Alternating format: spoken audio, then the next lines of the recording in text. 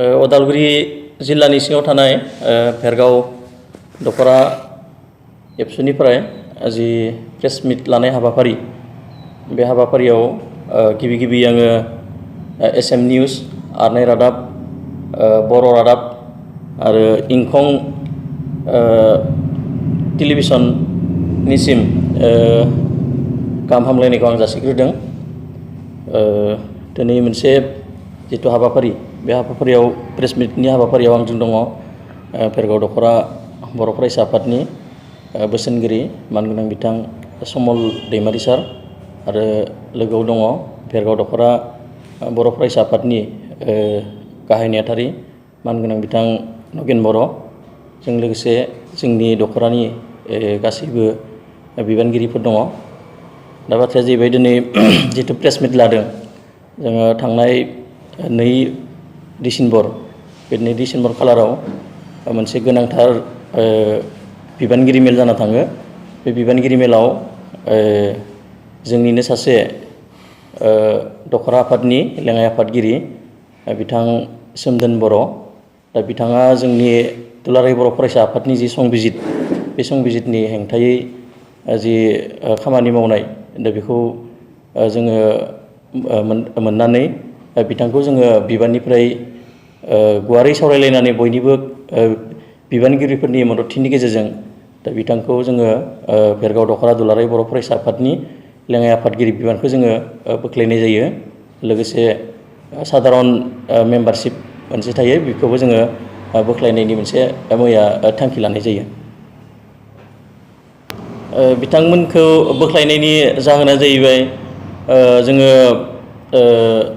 जिथि मोनसे केबिनेट दङमोन दा बे केबिनेट मेलाव मोनसे जोङो वार्निं होनाय जादोंमोन।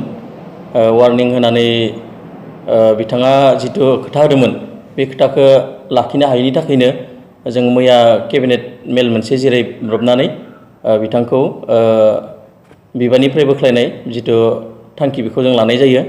लोगोसे बेजोंनो लोगोसे आरो सासे बिबानगिरि लेङाइ आफादगिरि प्रदीप कुमार बर' बिथांखौबो संबिजितनि बेरेखा हाबा मावनायनि थाखायनो बिथांखौबो भेरगाव दखरा बर' फरायसा आफादनि जिथु लेङाइ आफादगिरि बिबान बेखौबो जोङो बोख्लायनाय जायो।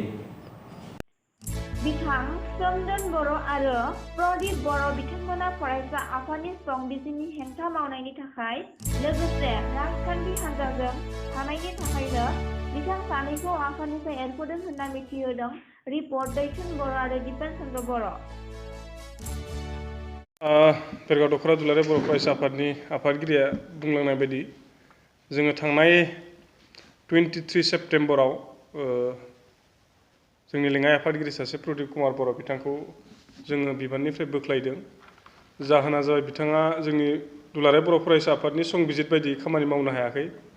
आन्दो गोबां खामानिफोर मावदों बिथाङा। ओंखायनो दुलाराय बर' फरायसा आफाद भेरगाव दखरानि बिबानगिरिफोरा सावरायलायनायनि गेजेरजों केबिनेट डिसिसन लानानै बिथांखौ बोख्लायनाय जादों।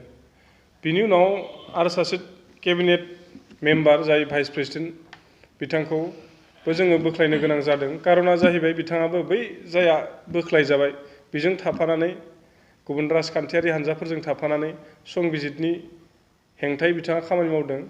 ओंखायनो जोङो थांनाय 10थि खेबनि जि बिबानगिरि मेल बेयाव लिंनानै बिथांखौ वार्निं खनसे होनाय जादोंमोन जे नोंथाङा संबिजितनि जि बेरेखा मावबाय थादों बेनिफ्राय गोजानाव थानांगौ, नङाब्ला नोंथांखौ जों गुबुन मोनसे डिसिसन लानो गोनां जागोन होननानै। बिथाङा बै वार्निं होनायखौ मानियैनि थाखायनो जोङो मैया माने 2 डिसेम्बर खालि गोदानै केबिनेट मेल लाब्रबनानै बिथांखौ बिबाननिफ्राय बोख्लायनो गोनां बायध' जादों आरोखि।